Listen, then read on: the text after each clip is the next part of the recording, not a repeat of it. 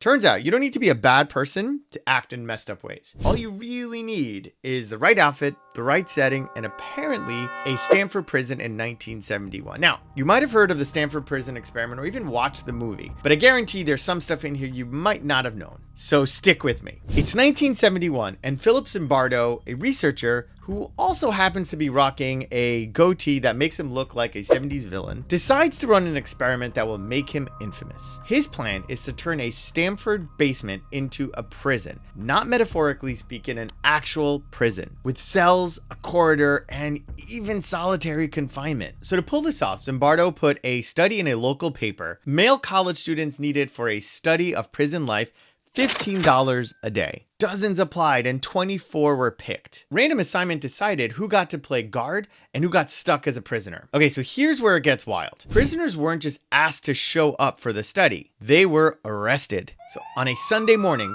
real Palo Alto police, like real one, showed up to people's dorms and dragged them out, arrested them in front of their neighbors, booked them at the station, fingerprinted them, blindfolded them, and delivered them to Zimbardo's basement prison. So before this experiment even started, these students were already humiliated and processed like criminals. Once inside, they were stripped naked, sprayed with a delousing solution, given stocking caps instead of shaved heads, and issued uniforms. Basically dresses with ID numbers. They weren't called by their names anymore, just their numbers. So from the get-go, their identities were basically being erased. Meanwhile, the guards, also college students, got khakis, whistles, and mirrored sunglasses. Zimbardo told them, maintain order, no physical violence. That's it, no script. So now you've got one group stripped of their dignity and the other group told to maintain control. A recipe for disaster. At first, it was awkward. Guards weren't sure how to act. Prisoners weren't sure how seriously to take it. But by day 2,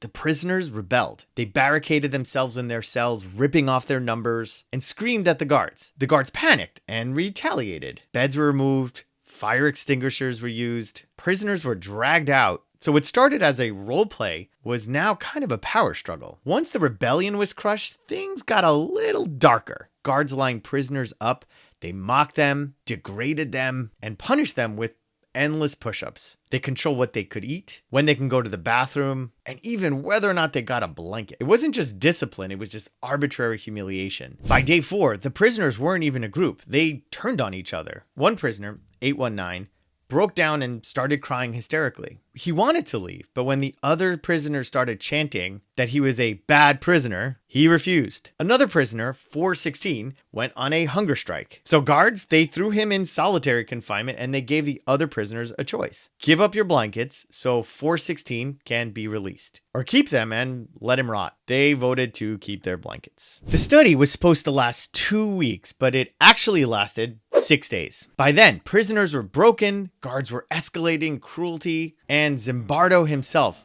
completely lost perspective. He wasn't a scientist anymore, he was a warden. And yes, the turning point was literally his girlfriend, Christina Maslach. She walked in, saw the suffering, and told him, "Phil, this is horrible. What are you doing?" Zimbardo admits that's what snapped him out of it. That's what it took to pull the plug. Here's what most people don't know. Guards were actually nudged to act in a harsh way. Data was biased and incomplete. The whole setup borrowed ideas from a smaller prison study Zimbardo's class had run months earlier. And the guards, they weren't even told they were official study participants. They thought they were just enforcing the rules. And here's the kicker. The only reason the study was famous was because of timing. That's right. The very next day, there was a violent prison break in San Quentin. Suddenly, reporters wanted answers, and Zimbardo was everywhere. TV, magazines, and even Congress. Without that prison break, the Stanford prison experiment might have died in obscurity. Decades later, it resurfaced when another incident happened overseas with US soldiers. Zimbardo testified that these soldiers weren't sadists, but products of a toxic system. The same logic as the Stanford prison experiment. Systems shape behavior. And Zimbardo stuck with that theme for the rest of his life. Launched the Heroic Imagination Project and became a public voice on how ordinary people can be twisted by extraordinary systems. He passed away in 2024 at the age of 91. Still remembered, for better or worse, as the man behind the Stanford prison experiment.